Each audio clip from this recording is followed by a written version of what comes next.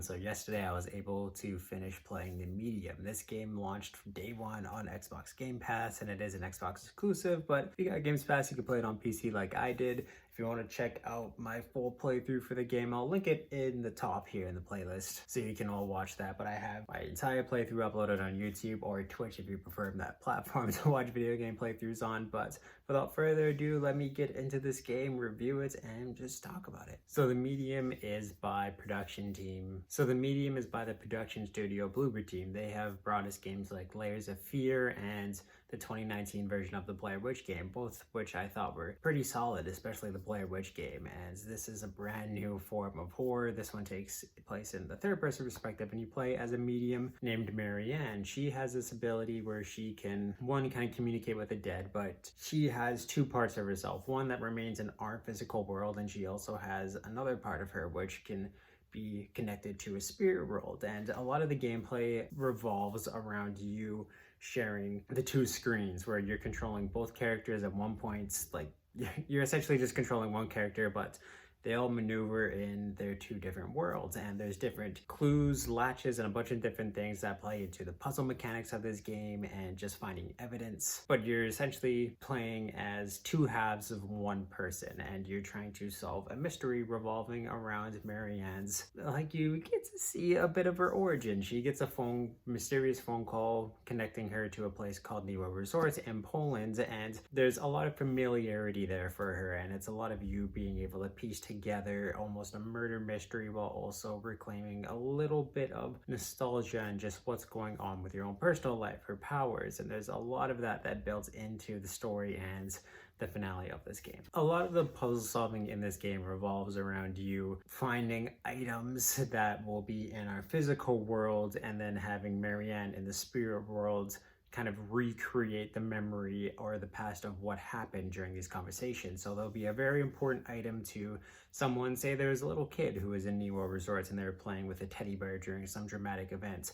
There'll be kind of like a little tear on the teddy bear that you listen into a conversation and it'll play it back, or it'll kind of rearrange a conversation between two people, depending exactly on what happened at the resort. So a lot of it is little things like that, or there's objects in the physical world that Marianne won't be able to reach, and you can do this thing which is called an out-of-body experience, where you fully control Marianne in the spirit world, who can get up staircases that don't exist in the physical world, and find ways to basically help Marianne get up there or knock things down for her, little things like that. But the catch with that is you can only stay in the spirit world in this kind of out-of-body experience for maybe a minute before you'll get a death title screen, just because it is a very dangerous process to do, but it's something that can help you, and you got to be quick doing little things like that. And I found, especially with the first few moments, a lot of it was really tense, where you're not exactly certain where to go, what to do, and you're rushing, and it does feel very intense, and it does create that element of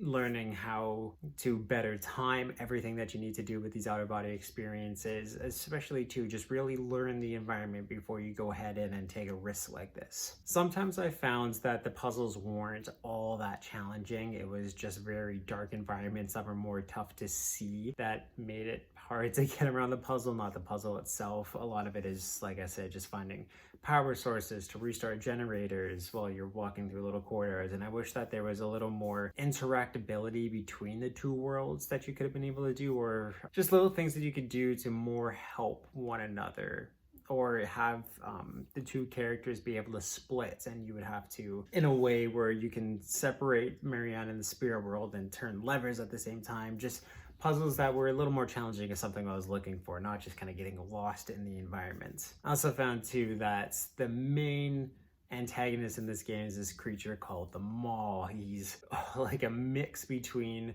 the demons that you see in the most recent version of Hellboy, Pan's Labyrinth. Just a very creepy creature who lives in the spirit world and wants to pretty much control the bodies, especially of a medium, but anyone to do its bidding and kill people and wear their skin. He's voiced by Troy Baker and does a very good job being absolutely terrifying. But I found that in some of the segments where you can't kill them all, you can only hide from it, kind of skulk around and try and get around it, it wasn't tough at all to do so. It was just you kind of had to wait 10 seconds, the mob would go this way, and you just run straight. It wasn't anything overly scary, and it wasn't anything overly challenging after you got used to its patterns, which I did after our first encounter with it. The one thing though that always impressed me with the medium was the visual design and just the set pieces that they were able to create. It all looked absolutely stunning no matter which world you're in. The colors were great, the ray tracing works amazing. If you have a PC that's able to handle that, I definitely recommend turning it on if it's not going to mess with your frame rate too much, but it was fantastic and it blew me away visually every single time I looked at it, whether, like I said, it be in the physical world or the spiritual world, especially when they create these big monsters or storms or just crazy color palettes. It all looks absolutely glorious and beautiful. And that works its way into the puzzles too, where sometimes you have to reverse time in order to open certain things up for Marianne. And like I said, I just wish there was a little more of that in this game gameplay wise, but everything from the little details to clocks that you turn, radios that you find, there's a lot of detail and you can tell a lot of care that went into visual design for this game, and it paid off huge because it looks fantastic. The gameplay can get pretty repetitive, and I wish that still there was more abilities that you could learn, even upgrade little things to just kind of continue the story forward for Marianne, because you get overpowers pretty much right from the start of the game. And for what took me just a little more than 7 hours, it was just kind of the same base abilities in,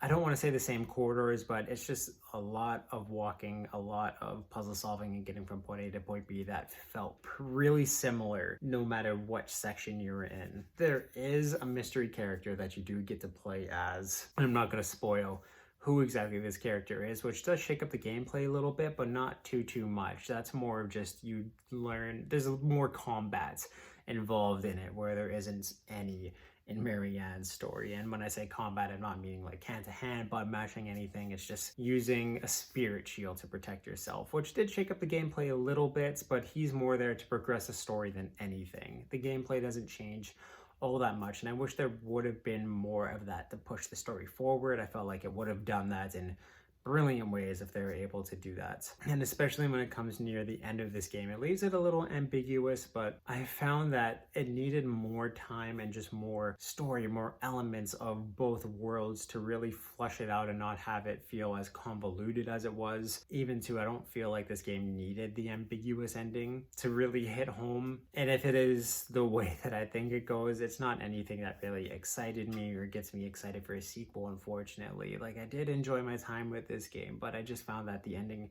fell flat because it didn't take the time to really flush out both worlds and the mystery that was going on in Niwa Hotel. And I think that they really should have spent more time with it to have something that wasn't as convoluted, made more sense, and in that way would just hit harder with a lot of people when it came to its final reveals. So with all this taken together, from the story, the pacing, convolutedness, but two was just the amazing voice acting, the amazing production, and a really unique game style, which I did really enjoy playing, and I want to see more games kind of take inspiration from this and play with it, because I think it was a great system that I haven't really seen too much. That is why I'm going to give the medium a 7 out of 10.